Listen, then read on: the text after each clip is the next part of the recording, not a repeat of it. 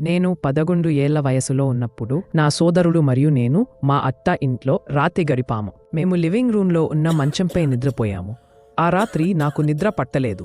నా గొంతు నొప్పిగా ఉంది. నేను నిరంతరం దగ్గుతున్నాను.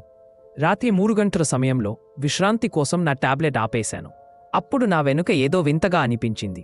నా అన్నగారి గది తలుపు తెరుచుకున్న శబ్దం విన్నాను. కానీ ఎవరూ బయటకు రాలేదు. తలుపు ముందు ఉన్న ప్లాస్టిక్ బ్యాగ్ ఒక్కసారిగా కదలడం ప్రారంభించింది. ఎవరైనా దానిని లాగినట్లుగా. నేను నా అన్నగారిని పిలిచాను, కానీ ఎలాంటి స్పందన లేదు. నన్ను నేను ప్రశాంతంగా ఉంచుకోవడానికి బ్లాక్ టీవీ స్క్రీన్ వైపు చూశాను. అప్పుడు నేను అతనిని చూశాను. హుడీ ధరించిన ఒక మనిషి ప్రతిబింబంలో నా వెనుక నిలబడి ఉన్నాడు, చాలా దగ్గరగా, నాపైకి వంగినట్లుగా.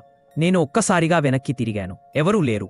తిరిగి చూశాను. ఆ ఆకారం ఇంకా మరింత దగ్గరగా కనిపించింది. భయంతో నేను కదలలేకపోయాను. నేను ప్రార్థనను మురిపిస్తూ నా చెల్లిని బిగిగా పట్టుకున్నాను. కాని అది అక్కడితో ముగియలేదు.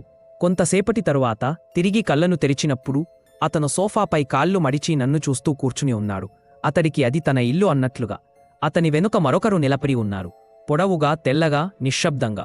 భయంతో నేను నా అత్తగారి గదికి పరిగెత్తాను. మరుసటి రోజు ఎవరూ నమ్మలేదు. కాని నేను చూసింది నిజమే, మరియు ఎవరైనా నన్ను చూస్తున్నారన్న అనుభూతి ఎప్పటికీ నన్ను వదలలేదు.